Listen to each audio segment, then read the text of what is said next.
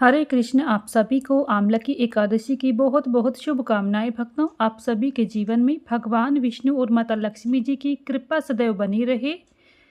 हिंदू पंचांग के अनुसार साल में कुल 24 एकादशी पड़ती हैं। इनमें से एक आमला की एकादशी है जो फाल्गुन मास के शुक्ल पक्ष में आती है।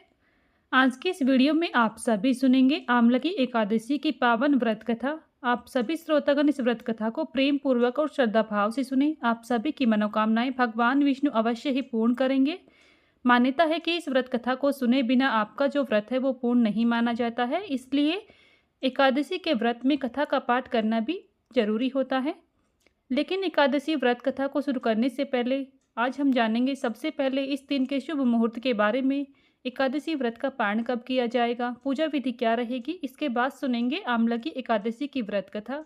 आप सभी श्रोतागण से निवेदन है कि आप सभी इस कथा को प्रेम पूर्वक और श्रद्धा भाव से सुने।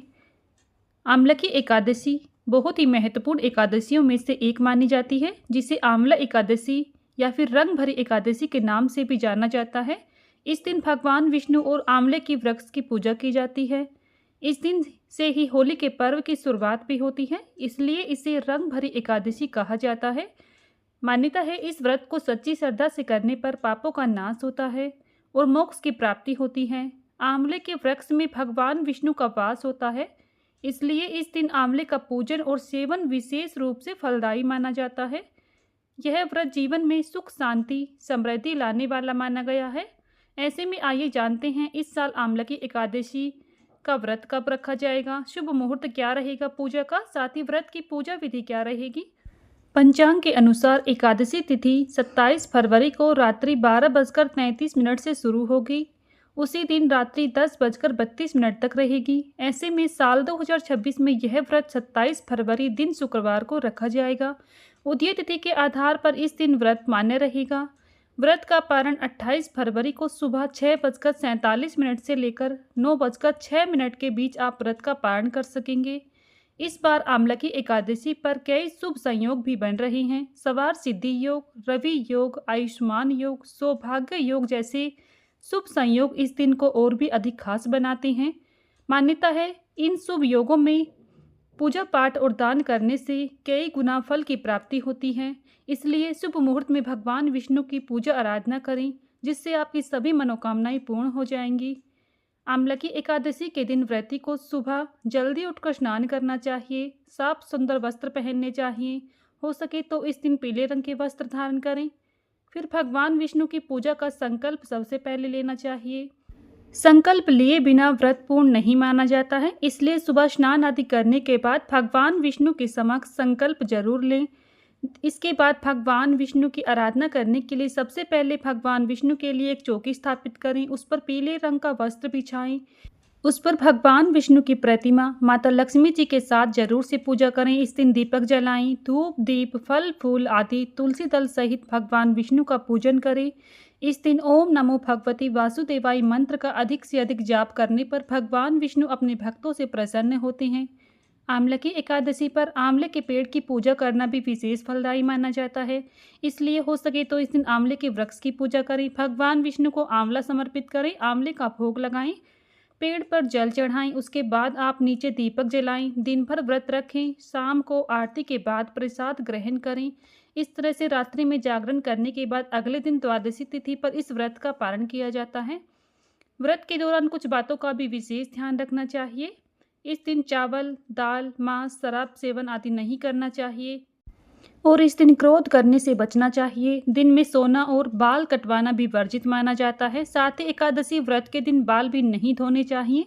भोग में आंवले से बने व्यंजन, मखाने की खीर, साबूदाना, नारियल आदि घी से बनी मिठाई का भोग लगा सकते हैं। जरूरतमंदों को भोजन, वस्त्र, अन्न, आंवला आदि का दान करना इस दिन शुभ माना जाता है, इसलिए अपने सामर्थ्य के अनुसार इस दिन दान भी अवश्य करना चाहिए।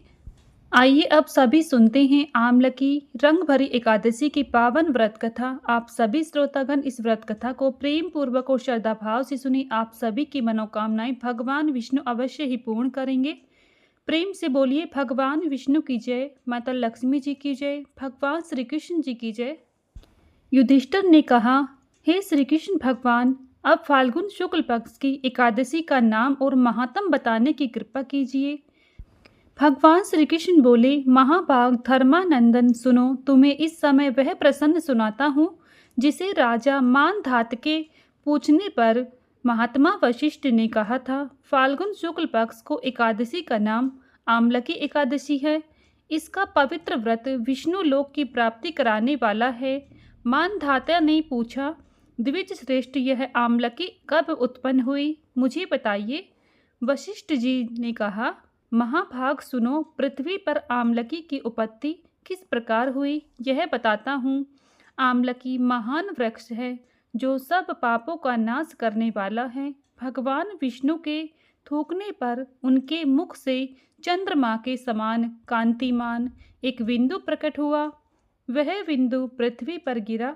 उसी से आमलकी का महान वृक्ष उत्पन्न हुआ। यह सभी वृक्षों का अधिभूत कहलाता है। इसी समय समस्त प्रजा को सृष्टि करने के लिए भगवान ने ब्रह्मा जी को उत्पन्न किया। फिर उन्हीं से इन प्रजाओं की सृष्टि हुई। देवता, दानव, गंधर्व, यश, राक्षस, नाग तथा निर्मल अनंत कर्ण वाले महर्षियों को ब्रह्मा जी ने जन्म दिया। उनमें से देवता ऋषि उस स्थान पर आए जहाँ विष्णु प्रिय आमलकी का वृक्ष था। महाभाग उसे देखकर देवताओं को बड़ा विस्मय हुआ। वे एक दूसरे पर दृष्टिपात करते हुए उत्कंठापूर्वक उस वृक्ष की ओर देखने लगे और खड़े खड़े सोचने लगे कि वृक्ष आदि वृक्ष को तो पूर्वकल्पी ही भांति है जो सब के सब हमारे परिचित है, किंतु इस वृक्ष को हम नहीं जानते। उन्हें इस प्रकार चिंता करते देख आकाशवाणी हुई, महर्षियों, यह सर्वश्रेष्ठ आमलकी का वृक्ष है जो विष्णु जी को प्रिय है। इसके स्मरण मात्र से गोदान का फल मिलता है। स्पर्श करने से इससे दूना और फल भक्षण करने से तिगुना पुण्य प्राप्त होता है। इसलिए सदा प्रयत्न पूर्वक आमलकी का सेवन करना चाहिए। यह सब पापों को हरने वाला वैष्णव वृक्ष बताया गया है। इसके मूल में विष्णु, उसके ऊपर ब्रह्मा, स्कंद में परमेश्वर भगवान रुद्र, शास्त्रों में मुनि, टहनियों में देवता, पत्तों में वसु, फूलों में मरुद्गण तथा न फलों में समस्त प्रजापति वास करती हैं। आमलकी सर्वदेवमयी बताई गई है। अतः विष्णु भक्त पुरुषों के लिए यह परम पूज्य है। ऋषि बोले, अव्यक्त स्वरूप से बोलने वाले महापुरुष, हम लोग आपको क्या समझे? आप कौन हैं? देवता हैं या कोई और? हमें ठीक ठीक बताइए। आकाशवाणी हुई, जो संपूर्ण भूतकों के कर्ता और समस्त भुवनकों के स्पष्टता हैं, जिन्हें विद्वान पुरुष भी कठिनता से देख पाते हैं, वही सनातन विष्णु मैं हूँ। देवादिदेव भगवान विष्णु का कथन सुनकर उन ब्रह्म कुमार महर्षियों के नेत्र आश्चर्य से चकित हो उठे। उन्हें बड़ा विस्मय हुआ। वे आदि अनंत रहित भगवान में स्तुति करने लगे। ऋषि बोले, संपूर्ण भूतकों के आत्मभूत आत्मा एवं परमात्मा को नमस्कार है। अपनी महिमा से कभी च्युत न होने वाले अच्युत नित्य को प्रणाम है। अंतरहित परमेश्वर को बारंबार प्रणाम है। दामोदर कवि और यशेश्वर को नमस्कार है। मायापति, आपको प्रणाम है। आप विस्मय के स्वामी हैं, आपको नमस्कार है। ऋषियों के इस प्रकार स्तुति करने पर भगवान श्री हरि संतुष्ट हुए और बोले, महर्षियों, तुम्हें कौन सा अभिष्ट वरदान हूँ? ऋषि बोले, भगवान, यदि आप संतुष्ट हैं तो हम लोगों के हित के लिए कोई ऐसा व्रत बतलाइए जो स्वर्ग और मोक्ष रूपी फल देने वाला हो। श्री विष्णु बोले, महर्षियों, फाल्गुन शुक्ल पक्ष में यदि पुष्य नक्षत्र से युक्त द्वादशी हो तो वह महान पुण्य देने वाली और बड़े बड़े पातकों का नाश करने वाली होती है। द्विजवरों, उसमें जो विशेष कर्तव्य है उसको सुनो। आमलकी एकादशी में आंवले के वृक्ष के पास जाकर वहां रात्रि में जागरण करना चाहिए। इससे मनुष्य सब पापों से छूट जाता है और सहस्त्र गोदानों का फल प्राप्त होता है। विप्रगण, यह व्रतों में उत्तम व्रत है जिसे मैंने तुम लोगों को बतलाया है। ऋषि बोले, भगवान, इस व्रत की विधि बतलाइए। यह कैसे पूर्ण होता है? इसके देवता नमस्कार और मंत्र कौन से बताए गए हैं? उस समय स्नान और दान कैसे किया जाता है? पूजन की कौन सी विधि है तथा उसके लिए मंत्र क्या है, इन सब बातों का यथार्थ रूप से वर्णन कीजिए। तब भगवान विष्णु ने कहा, द्विजवरों, इस व्रत को उत्तम विधि है, उसको श्रवण करो। एकादशी को प्रातःकाल दंत धावन करके यह संकल्प करें कि हे पुंडरीकाक्ष, हे अच्युत, मैं एकादशी को निराहार रहकर दूसरे दिन भोजन करूंगा। आप मुझे शरण में रखें। ऐसा नियम लेने के बाद पतित, चोर, पाखंडी, दुराचारी, मर्यादा भंग करने वाले तथा गुरु पत्नीगामी मनुष्य से वार्तालाप न करें। अपने मन को वश में रखते हुए नदी में, पोखरों में, कुएं में अथवा घर में ही स्नान करें। स्नान के पहले शरीर में मिट्टी लगाएं।